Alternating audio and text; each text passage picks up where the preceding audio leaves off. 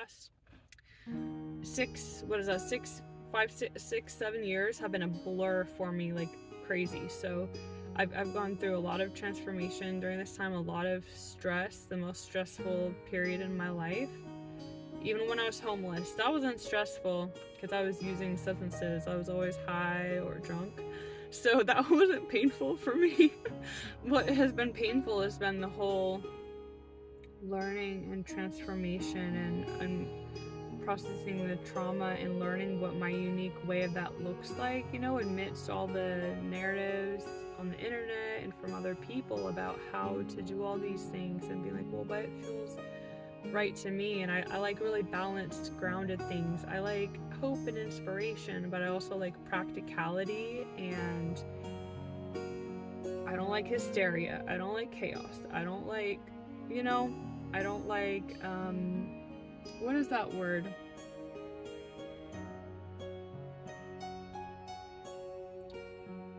What is the word that people use when they're talking about, like, in magazines or something? They'll be like, this person, not scandalous. It's like, ooh, I can't think of the word. But anyway, so, yeah, I just really feel like this past 5 years, I guess, of transforming, I know how far, and I was just reading some emails that I sent from 2018 a couple nights ago, and I was like, wow, I really do need to be proud of myself of how much I've changed. But that's just to say that change can happen kind of quick, but sometimes you have to make a lot of painful sacrifices. Maybe you don't, but maybe you do. And maybe you can make painful sacrifices, but also have other ways to mitigate the pain that I wasn't aware of.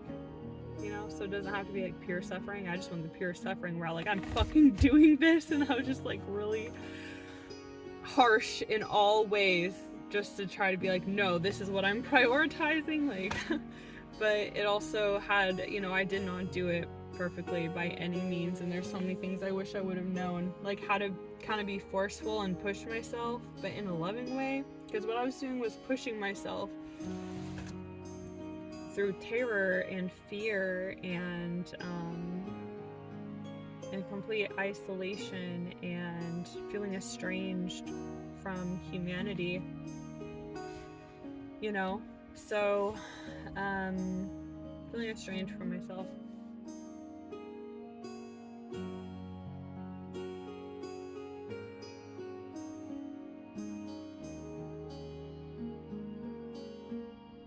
Hey there. It's a beautiful, stormy, rainy day out here today, and what has been on my mind is this kind of fear of losing creative momentum that we can get in our lives when we have all these ideas that we really like,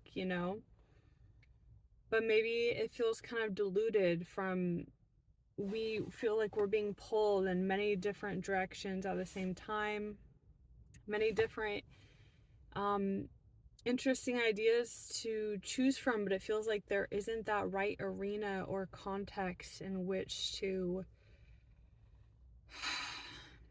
record or express our thoughts and feelings about things. And it just feels like those right times and places, like we can't have that sense of faith or certainty if it is the right time or place for us to focus our energy on one of these things going on in our minds, that whatever it is for you, whatever you have this kind of interest in.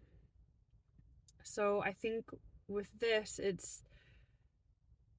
it's important to just, for one, trust the bigger process, of course. Trust that things will come together in time, and there's not this one right way to do things, one right strategy to follow in order to find success.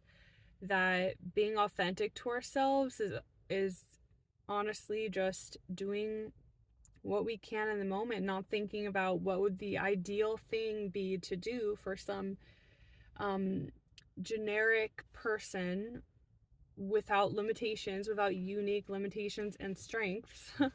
you know, not trying to think what would be the quickest, the easiest, the most strategic way, and trying to force and contort ourselves to match that, but rather just being like, I know that things are going to turn out well. It's just going to take patience and what works for me, what comes most naturally for me in the moment to focus my energy on with these topics. And sometimes I think it's kind of sad that we can have some really great ideas, and we might not record it, and then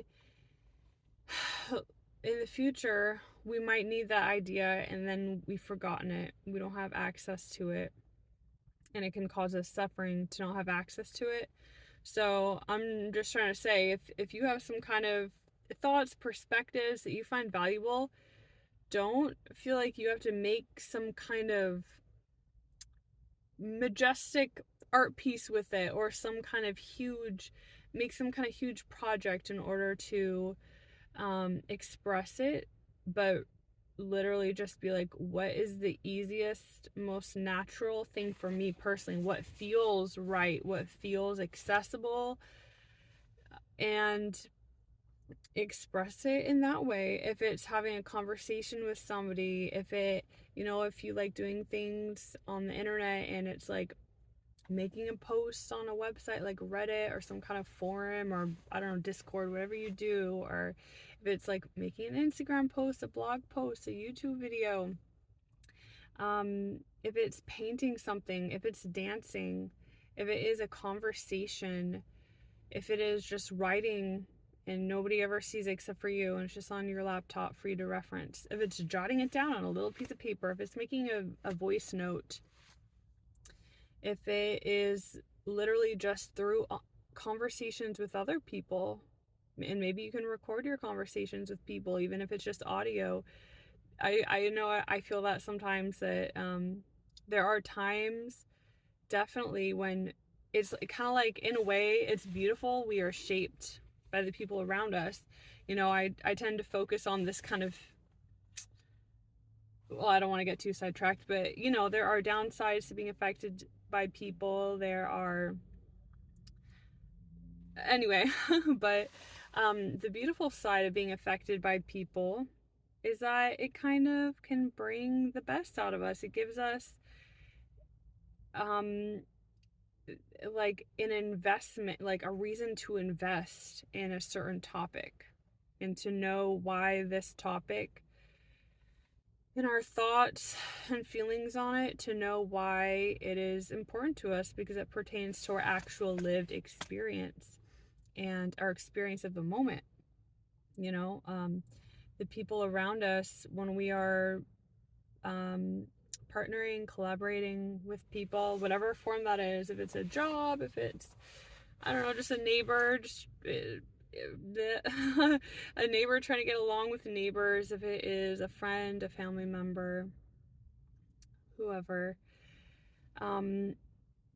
It's like these people in our lives kind of bookmark what their positive and negative qualities. We can always spin it to our benefit. We can always be like, no, I'm not going to feel victimized by this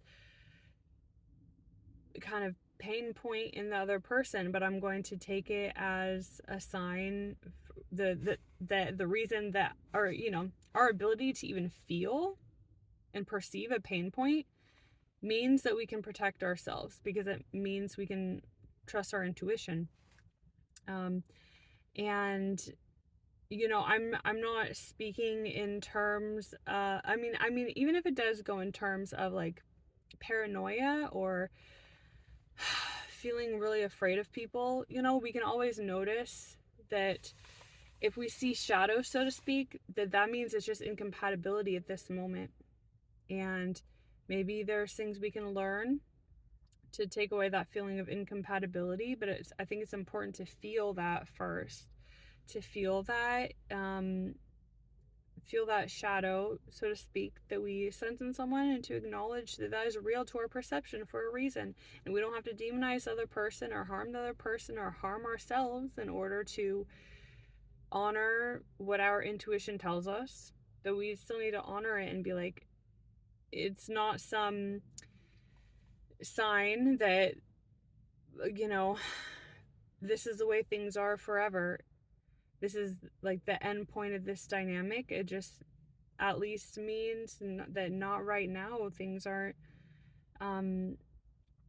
compatible. And I think it's important to investigate our deeper beliefs and what we believe is wrong in the world, and what are the underlying mechanisms that cause so much chaos in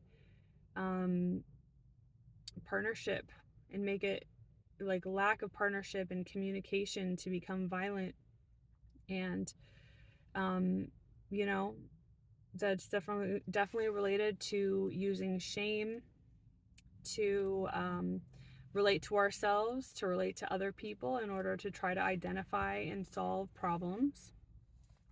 Using shame and harsh punishments in order to try to control and manage and decipher explanatory narratives. But anyway, I just feel like it's really important to to like just accept that what you feel in the moment is your reality, and you can honor that. And that just means it's what things are like for you right now, based on the factors that are currently affecting you and have affected you up until the present. All the resources you have had access to, all the random experiences that have shaped you. And well, I kind of forgot where the first thought started out with that, but I just feel like it's really beautiful to use these opportunities to express ourselves creatively, and to have more of a certainty what role we play and what is authentic to us, and what to concentrate our creative energy as defined by or as decided by the people around us. And to have gratitude that when we see evil or painful or scary qualities in other people, we can like kind of spin it and think, what are their narratives to interpret them, but how can I also protect myself in the meantime and honor growing at our own pace and comfort level. But using that, sometimes we can't just always default to, I'm saying this for myself, I struggle with trying to always default to seeing the best in people. And this kind of this narrative of Stockholm syndrome has been something in my mind since I was a kid. Like, that has been kind of a theme since I used to have nightmares about it. I used to have nightmares that Gollum from Lord of the Rings was evil and had like kidnapped me, but I had to make him, like, I had to just like be so loving and kind to him so he wouldn't kill me, and so I could look for my chance to escape, kind of thing. And I think it's a really beautiful, necessary survival mechanism in a lot of situations. And it also is really good to have patience to kind of play the long game in terms of seeing how things play out over time, so that we can not get caught up in those smaller details, and have faith that if we have patience, really interesting outcomes can emerge. But there's also that sometimes it's not authentic to just, I'm talking about for me, and so I think for people in general, it's not always authentic to just always operate in that mode. And sometimes we can acknowledge that we believe that people around us, the evil is living through them, or that their trauma and suffering is causing them a lot of pain, and that pain is causing other people a lot of pain, or you know um in those kinds of situations, we can kind of take that as an opportunity in our life to be like, this is a circumstance in which I can learn how to um embody the role that I need to be in order to be strong and balanced and change and transform the environment. Maybe not directly the person, but the environment, which might change the person, you know? Um, but so that's just, me thinking, if you're having difficulty with channeling creative energies, how beautiful it can be to get more involved with something, some kind of sacrifice, I'm going to say. And I'm thinking of all this partly because I'm about to start, well, I kind of have started, I'm doing the training. I'm starting Amazon delivery again, done it for over 2 years. And, you know, if we are in a situation which provides, this is what I'm thinking for myself.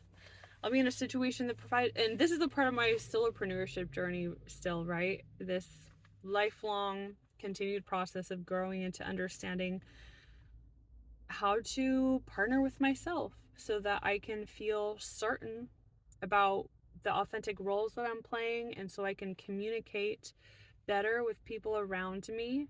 I can know what I really want from people around me, know how I'm really seeing people around me, and know, feel certain about how to behave within that context. And through that, be able to have really emotionally attached excitement and happiness, and uh, connected to the people that I work with, being able to actually feel real emotion, because I feel like it's okay to actually be me and say what I'm really thinking and feeling, and not always having to be around people that I just can't really relate to, or it's not the right context to help them. I was thinking about this lady. I walked her dog the other day, and when I came in, she just randomly started talking about how she's overweight, and I didn't think she was. And it's just things that when you notice there's so much pain in people, but you feel like helpless, like you can't get too emotionally involved. Like, I know that for me, that's a downside. It's a beautiful side and a downside to me, that I get really emotionally involved, or I feel people's pain, and so I have to guard myself and protect myself and be wise and intentional about the situations I put myself in, so that my emotions aren't squandered, and my emotions can't have the potent changes that they have the potential to to to make um for people.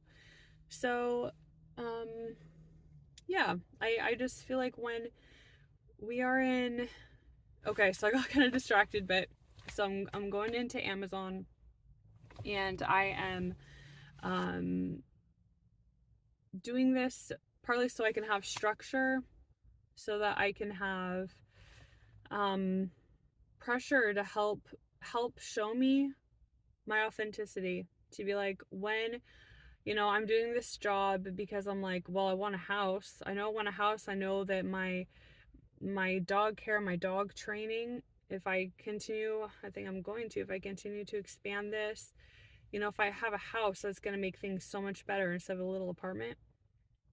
That's going to really broaden my opportunities. Um, so I'm like, okay, well, I want a house. We all have to have goals to work towards, right? It's something that emotionally motivates us. So I'm like, okay, I'm going to try to get a house. So I need to earn money. I've done Amazon before, so let's do Amazon.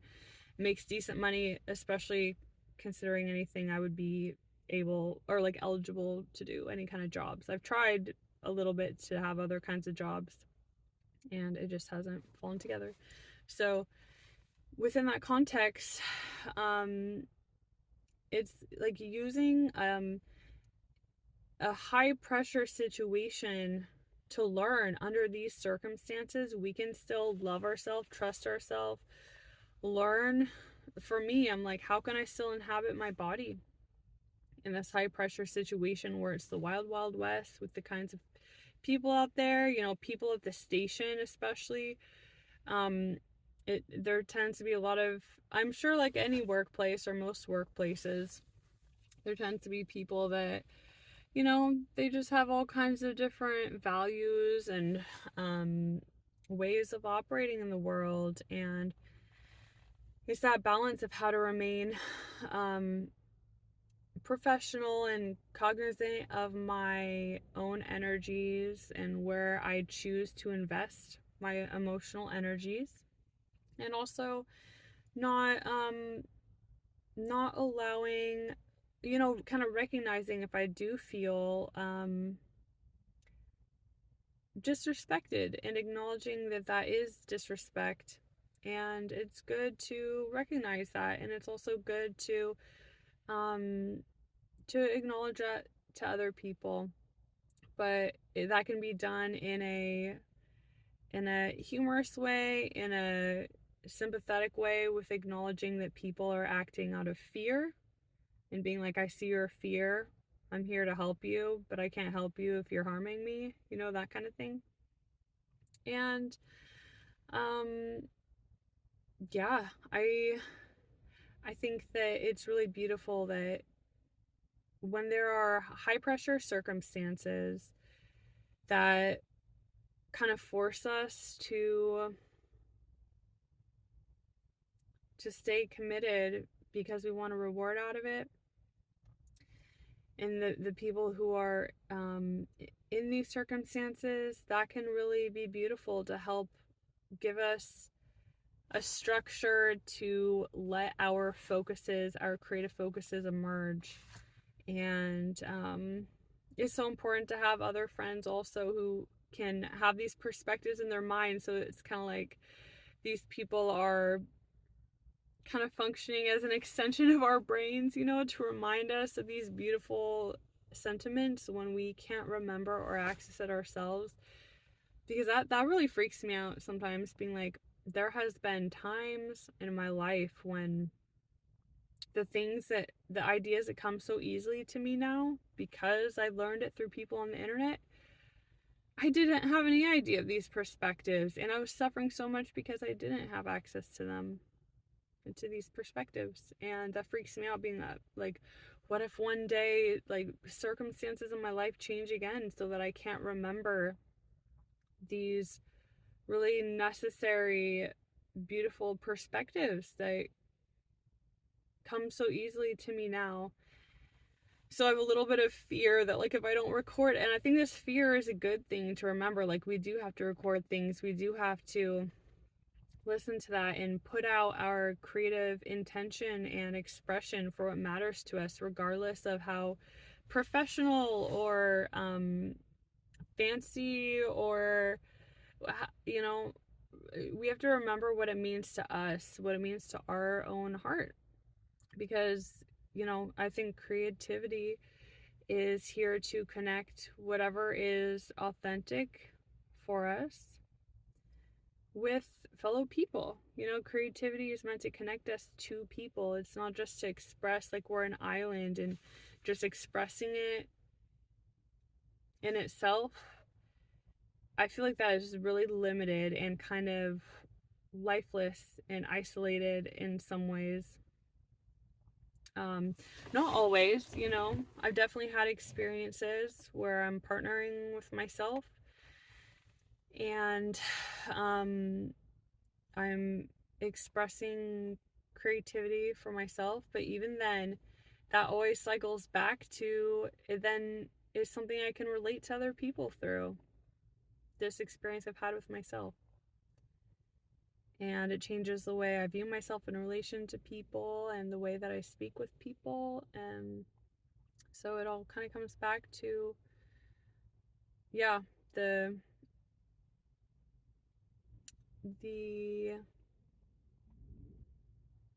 transformative power of relationships of all kinds of relationships. So, yeah, um, I am, I have so many things going on and so many questions for me for what I should invest my energy into.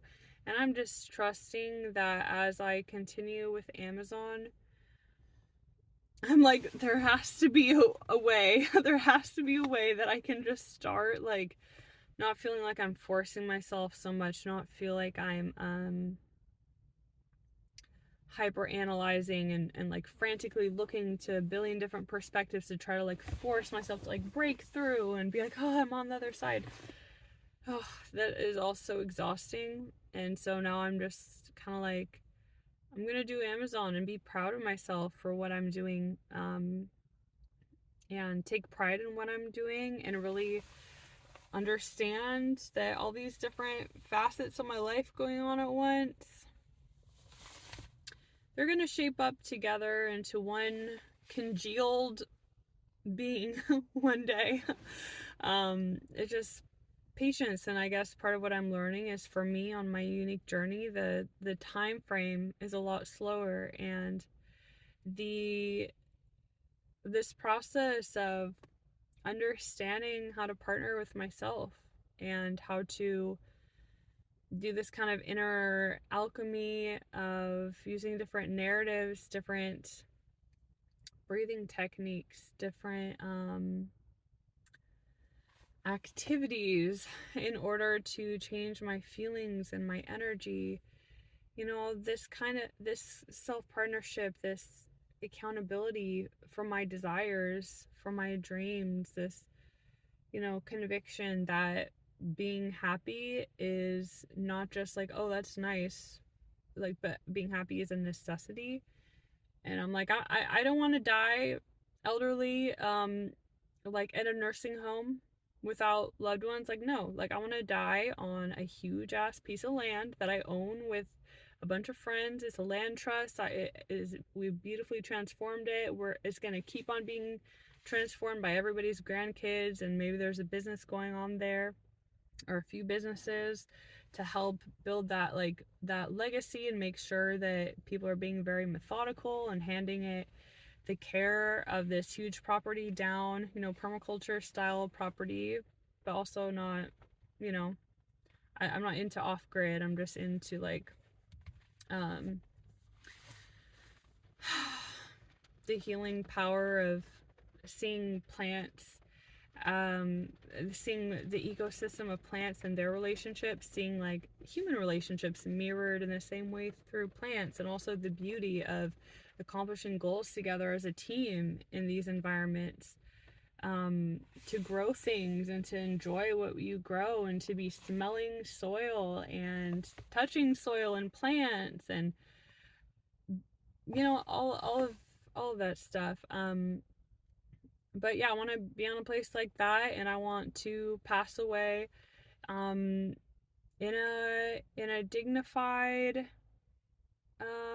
kind of sovereign, self-chosen way with a lot of loved ones in my life when I'm elderly and I feel like it's my time to go, and I want to be a part of participating and creating a bigger legacy. And I do feel like to some degree this idea of a legacy is subjective. You know, a legacy is all in what you say it is, and it's also relative. Like a legacy, depending on what you have lived and what kind of lineage, what kind of strengths and limitations have been in the narratives of your personal lineage, you know, depending on that, like the legacy you leave that might seem like it's not much to other people, that legacy is like profoundly spiritually, crucially important. Um, so, you know, the idea of legacy is relative, but I know what emotionally moves me And I know that I also have a long way to go because I am like, okay, I have this great idea, but also I am in my early 30s, but I have a lot to do to transform my health, to transform my self-care, to transform the way I relate to myself and other people, to feel like I have a really strong community around me and lifelong friends. And you know, having a business is only a small plays a small well, it plays a crucial role, you know. I feel like I feel like operating a business um for me is a really beautiful way to have safe, measured boundaries and have kind of have kind of predefined roles to have a facilitate the process of bonding with people and learning more about people, what they're all about, what's important to them, their values, their interests, learning cool things from people. So business is extremely important to me. It's all about self accountability and understanding how the way I care for myself affects other people. But then I also understand a part of that caring for myself is compassion, not pushing too hard, and knowing that I'm limited by forces outside of me in my environment. And I don't know, it's really hard. It's really hard. And I definitely in the past have made huge unpleasant sacrifices in order to transform. I've done a lot of transforming. I've been saying over the past 7 years, but then I was thinking, has it been 7 years? Because in 2018 is when I first got out of homelessness, but 2019, it wasn't until 2019 actually that I stopped substances. Like the past what is that, 7 years have been a blur for me like crazy. So I've gone through a lot of transformation during this time, a lot of stress, the most stressful period in my life. Even when I was homeless, that wasn't stressful because I was using substances. I was always high or drunk. So that wasn't painful for me. What has been painful has been the whole learning and transformation and processing the trauma and learning what my unique way of that looks like, amidst all the narratives on the internet and from other people about how to do all these things, and being like, well, what feels right to me. And I like really balanced, grounded things. I like hope and inspiration, but I also like practicality, and I don't like hysteria. I don't like chaos. I don't like, you know, I don't like what is that word?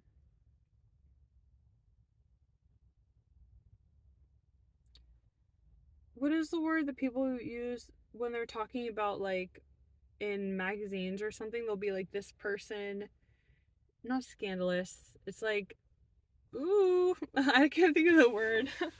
um, but anyway, so, um, yeah, I just really feel like this past 5 years, I guess, of transforming, I know how far. And I was just reading some emails that I sent from from 2018 a couple of nights ago, and I was like, wow, I really do need to be proud of myself of how much I've changed. But that's just to say that change can happen kind of quick, but sometimes you have to make a lot of painful sacrifices. Maybe you don't, but maybe you do. And maybe you can make painful sacrifices, but also have other ways to mitigate the pain that I wasn't aware of.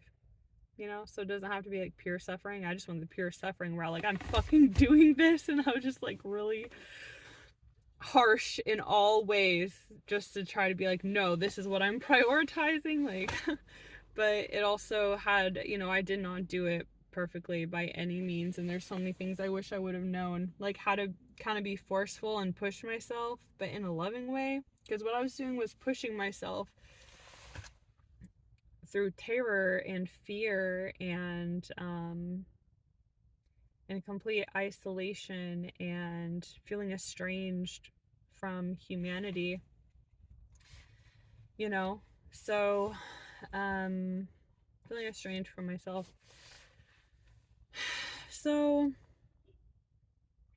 yeah, sometimes we do have to struggle a bit, but I think that there are really beautiful rewards that we can prioritize. You know, if I would do things again, I'd be like, I should have prioritized loving myself. Like, that's the main thing. Like, I didn't have to turn against myself. Like, I felt like I was like not turning against other people, but I like had a hard wall up to other people in order to protect myself. But it's like I felt guilty about that. Like, I was being evil. I was judging myself for what I needed to protect myself because I wasn't able to discern all the subtle differences between people's intentions. So it's just like, I don't even want to mess with that. I have goals. I don't want to get distracted. So I'm just like this to everyone, you know? Just like, I don't even want to bother with it. But because I felt guilty about that, about like, oh, I'm hurt, I could be hurting good people, or I could be disconnected from, I don't know, whatever, like hurting people's feelings or whatever. Because I felt guilty about that, I was like shaming myself, turning against myself for that. And yeah, I just wish I could have known that I can honor myself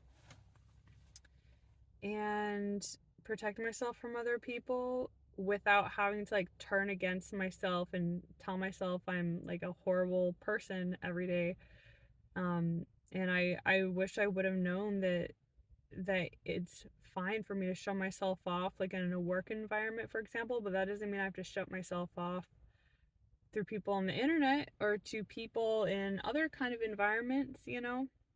I don't have to see myself as one static character, that this is the role that I have to play to everybody in order to like prove that I'm genuine and real and honest. You know, that's especially after a really chaotic, I mean, I wasn't chaotic, but you know, I just hesitate to call it an abusive relationship sometimes, but after, because I know that I played a role, but my role, you know, it's that thing where you're like, are you abusive if you are accidentally allowing somebody to be a monster by staying with them, kind of thing, you know? So I'm like, but so it's just this idea that with, anyway, that person used to always accuse me of lying and they were paranoid. And so this idea of like being a liar and having to prove myself, being real and honest and genuine, authentic, all this stuff became a big deal in my mind. And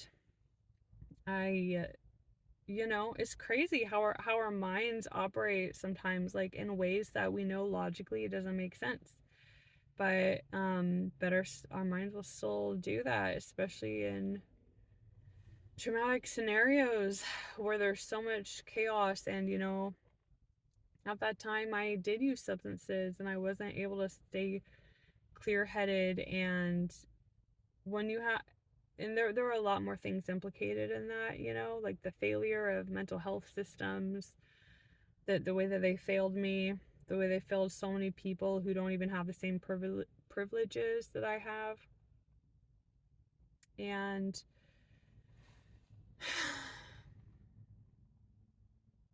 that reminds me, um, before I close this out, because this is getting really long, um, the I think it's really important to remember that sometimes when we are trying to go after goals so hard, we can be like, you know, really imagine ourselves in this kind of ideal role that we want to be in. You know, like I can imagine myself like as a business owner, and like I am so free and clear, and I felt so empowered and connected with people in my spirit my whole life, and I just like love being alive, and I just have all this money and make all these you know, that kind of like being really physically healthy.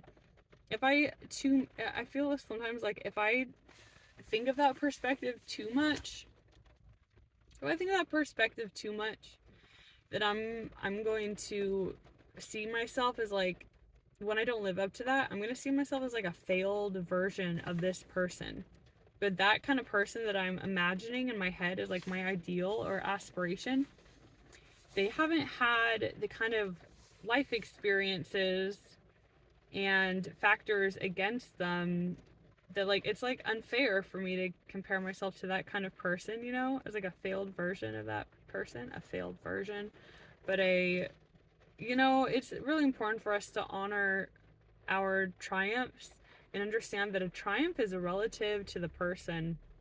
Like, a triumph is relative to where we've been, what shaped us, what shaped our ancestors, what shaped, I mean, I know you could go back to be like, when we were all amoebas, like down the line, we've all been subjected to everything throughout history. Like, it all balances out over time. But I mean, there's that perspective, but then there's also like like whatever trauma is recent in an individual's life is more, or in an individual's lineage, is kind of much more pressing and active than things that happened like a million years ago or whatever, when we were like little amoebas. So, um, just remember to recognize and validate your successes and your triumphs, and to remember, like, sometimes I have to be like, I am a successful version of someone who was once homeless, crazy, working on, like, just doing little things on farms, little work exchanges on farms. I never, like, didn't go to college, didn't have any examples of close friendships growing up, felt a lot of betrayal, a lot of neglect, all these kinds of things. I have to remember my own personal history and be like, wow, I'm proud of myself. I'm a successful version of that person. I've made it this far. I'm doing the best I can according to my own personal strengths and limitations. And I hope you do that too for yourself, because it's just not realistic or effective to compare ourselves to somebody else's life, and realistic expectations are essential in order to keep on feeling that pride and that regenerative emotional security and reward that we are on the right path, doing something right, just feeling good. So this is a lot longer than I intended it to be, but I'm grateful for this opportunity of the internet and technology and all the people I've learned from on the internet, mostly, so that I can be like, I don't know where things are going to be like in 3 to 5 years from now, but I am so grateful that in the present moment, I can capture my thoughts and feelings. I can process them. I can listen to these things on the internet when I'm driving for Amazon, for example, to remind myself of things. I'm also considering doing, like, affirmation recordings that I can share with people if they, I think that they are really helpful.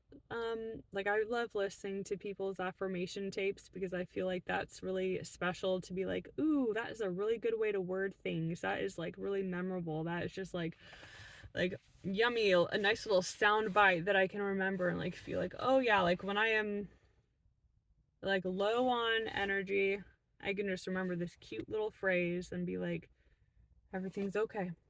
Like that, those kind of things are really important to me, really crucial when we don't have the brain energy to think everything through and process everything and do all this really high intensive energy stuff in order to try to analyze and prove and give ourselves security and certainty, because a lot of this that we struggle with, I believe, is down to kind of OCD type things, OCD type thought patterns, and trying to have certainty in an uncertain world, when we can only have that certainty sometimes by feeling learn what we need for us that helps us to have that feeling of certainty.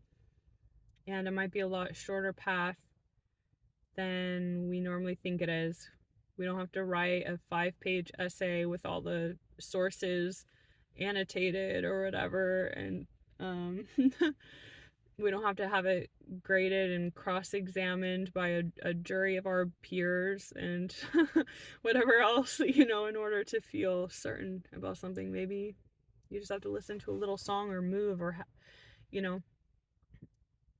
have I did this really cool guided meditation a couple days ago or yesterday. And if you can find those kind of personal visualizations that feel personally meaningful to you, I think that's really cool too. As something to access in the moment, to come back to that place of safety, security, when words just won't, that words aren't the most accessible means to get there. Anyway, remember that this season of your life you're in is not forever. People change drastically. I've changed drastically. I'm sure that you've changed drastically, and you're still in a process of changing drastically. We're continually changing, and it's so amazing that we don't have to most of the time we don't have to do like a 180 in our life. We don't have to apply that much force to course correct most of the time. It's just about those smaller regular changes to help kind of just intentionally guide our trajectory a little bit, and help our future self have a little bit more traction, a little bit more of a framework, a little bit more experiences, a little bit more this and that, in order to have different kinds of opportunities, and eventually it'll all coalesce. Just have faith. I'm thinking for me personally, it'll take like 5 years in order to have like an established business and have my health recovered, and just to feel like my life is really thriving. How old am I going to be in 5 years? I'm 32 now. I'm going to be 37. I don't know why I think 5 years, but that I just tend to think of things in terms of like 5 to 10 years. Anyway, thank you so much for listening, and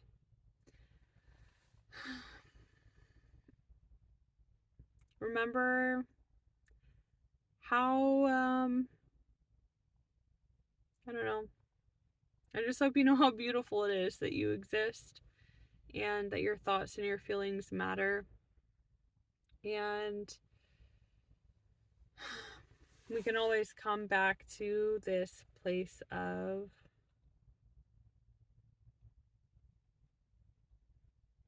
peace, and knowing not everything has to change right now in the moment in order to feel like it's perfect, like things are perfect, because we've done as much as we can, realistically speaking, in order to transform things to become the future, to become the future that we are wanting.